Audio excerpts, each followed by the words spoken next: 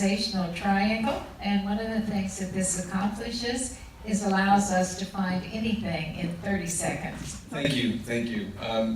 So here, we'll do the organizational triangle.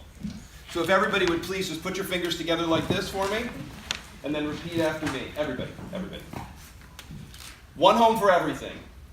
One home for everything. Come on, this is trademark technology, people. Come on, a little enthusiasm. Lunch is on its way. One home for everything. One home for everything. Like with like. Like with like. Something in. Something in. Something out. Something out. All right, we're going to do it one more time. And then you will become clutter warriors. Okay. One home for everything. One home for everything. Like with like. Like with like. Something in. Something in. Something out. Something out. Excellent. Give yourselves a round of applause. All right, so one home for everything means everything has one home and only one home. And that is not open to debate. Now, where you keep your keys can be different from where you keep your keys or your keys. But your keys have a home, your keys have a home, your keys have a home. They can only ever be one of two places, in your hand unlocking something or in their home. If you apply this rule, you will find anything in 30 seconds or less, guaranteed.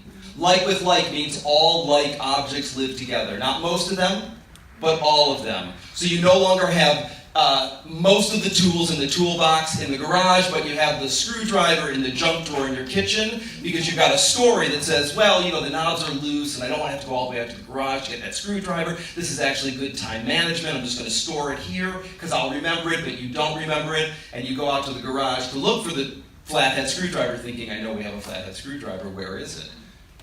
Can't be found, right? And then 3 weeks later, you're going for the pizza menu or something in the junk drawer in the kitchen, and there's the screwdriver, right? So all like objects live together, and one home for everything. Those are the two rules that you use to get organized. That's all you need to know to get organized. One home for everything, like with like. Something in, something out. The third leg of the triangle is how we stay organized, which is the problem.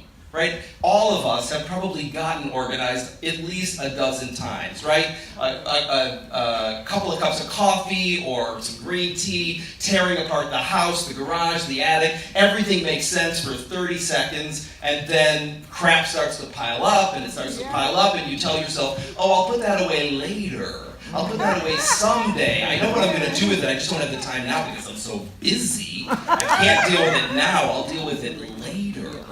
Right? And in fact, what I'll do is I'll make a little pile of things that are very common, because that's good time management, and I'll put all of that away at the same time, just not now. And the idea of EcoChi is our surroundings, ideally our surroundings work for us rather than against us. Talk about yin and yang here. The system that I created was it was kind of a journey. I started to study Feng Shui because of my work in real estate and realizing that sometimes you walk into a space and you feel really great. And sometimes you walk into a space and you can't wait to get out of there. So I was very curious about that and went on to study with 5 masters of Feng Shui and also a Taoist priest. A little time after that, I noticed that the green movement was beginning. And I'm going to be, of course, very honest with you here today and tell you the idea of walking into a room with architects and contractors and real estate developers and saying, well, I'm a Feng Shui master. I didn't see how that was going to get me any business. So I thought that if I had credentials in green and sustainability, that even at that time, many architects did not have that background, that at least I would get their attention. I am going to talk about the psychology of clutter and, in fact, the pathology of clutter. I would say that most of us have some form of clutter in our lives.